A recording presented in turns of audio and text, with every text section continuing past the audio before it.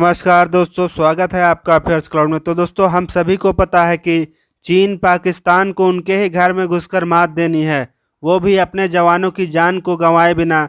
तो इसके लिए भारतीय सेनाओं के पास हथियारों से लैस ड्रोन का होना बहुत ही आवश्यक है। हालांकि भारत के पास ड्रोन्स तो मौजूद हैं, लेकिन ज़्यादातर ड्रोन्स भारत के पास सिर्फ सर्विलांस वाले या फिर जासूसी करने वाले ड्रोन्स ही मौजूद हैं। और भारत के पास बहुत ही कम संख्या में ऐसे ड्रोन्स मौजूद हैं जिनमें हथियारों के साथ सर्विलांस या रिकॉनेसेंस किया जा सकता है, क्योंकि आज की तारीख में भी दुश्मन को भनक लगे बिना टारगेट को नेस्तनाबूद किया जा सकता है। और भारतीय सेना भी इस बात को भली भांति जानती है, और इसलिए भारत अमेरिका से MQ-9 ड्रोन्स की भी बातचीत कर रहा है। वहीं अभी अभी खबर निकल कर आ रही है कि इजराइल से हथियारों से लैस आर्म ड्रोन भारत आ रहे हैं। तो चलिए दोस्तों, बिना आपका समय बर्बाद किए वीडियो को स्टार्ट कर लेते हैं। दरअसल दोस्तों, भारतीय सेना को भी पता है कि अमेरिका से हो रही 30 MQ-9 रीपर ड्रोन की डील लंबे समय तक खिंच सकती है, और ये भी हो सकता है कि जब तक अमेरिका के साथ ये डील फाइनल हो तब तक इन ड्रोनों की कीमत भी काफ़ी ज़्यादा बढ़ जाएं।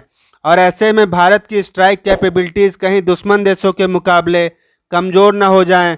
और ऐसे में भारत ने इजराइल से करीब करीब 120 ड्रोन को लेने का फैसला लिया है, और इन ड्रोनों का नाम है लॉइटरिंग ड्रोन।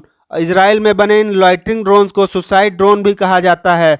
और ऐसे medium range precision guided drones की 10 यूनिटों को भारत इजराइल से खरीदेगा।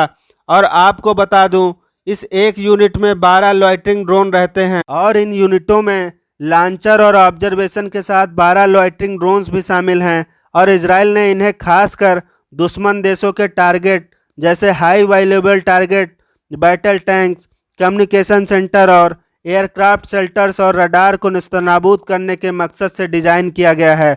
और सबसे खास बात तो ये है, इन्हें क्रूज मिसाइलों पर भी लगाया जा सकता है।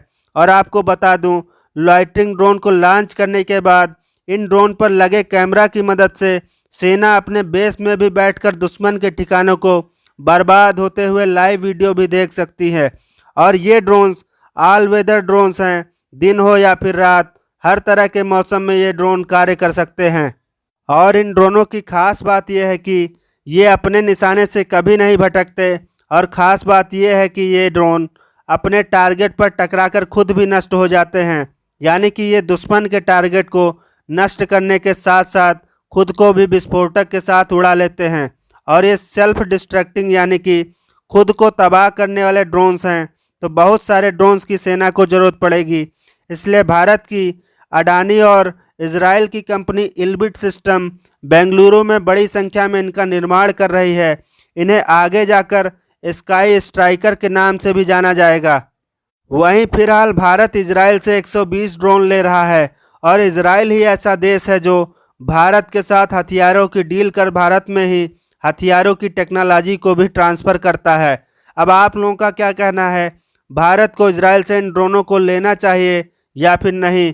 कमेंट में ज़रूर बताएं, और लाइक शेयर सब्सक्राइब करके घंटी वाले बटन को ज़रूर दबाएं, ताकि सभी वीडियोज़ आप तक पहुँचे और कोई भी वीडियो छूटे नहीं। धन्यवाद।